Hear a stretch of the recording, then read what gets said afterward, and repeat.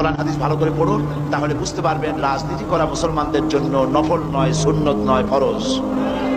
মুসলমানেরা ইসলামী রাজনীতি করবে। কি রাজনীতি করবে? ইসলামী রাজনীতি করবে। কেন? আমি যদি রাজনীতি না করি তাহলে সুদ বন্ধ করবো কি করে? সুদ কি হালাল না হারাম? বলেন, হালাল না হারাম?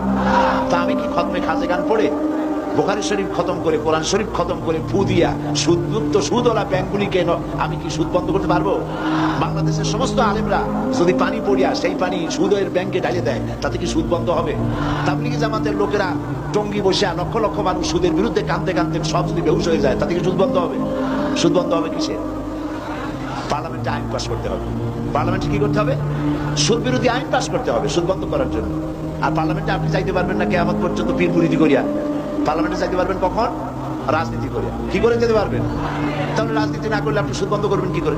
এদেশে তো হাজার হাজার বছর ধরে ওয়াজ হচ্ছে, শত শত বছর ওয়াজ হইতেছে, পীর মুরিদি হইতেছে। বলেন কথা ঠিক কিনা? তো এত ওয়াজ, এত পীর মুরিদি, এত তাবলীগ, এত জিকির, এত কিছু, সুদ বন্ধ হয়েছে? জেনা বন্ধ হয়েছে? চুরি বন্ধ হয়েছে? যেগুলি আপনি বন্ধ কি দিয়ে করবেন? বন্ধ করবেন সেইভাবে রসুল করেছেন, যেভাবে রাসূলুল্লাহ মদিনায় গিয়েছেন, রাষ্ট্র প্রতিষ্ঠা করেছেন, কোরআনের আইন চালু করেছেন, রাজনৈতিক বিধান চালু করেছেন, সমাজনীতি দিয়েছেন, অর্থনীতি দিয়েছেন। ইসলাম পূর্ণাঙ্গ রূপে প্রতিষ্ঠিত হয়েছে। চুরি ডাকাতি জেনা ব্যভিচার অটোমেটিক্যালি সব বন্ধ হয়ে গেছে।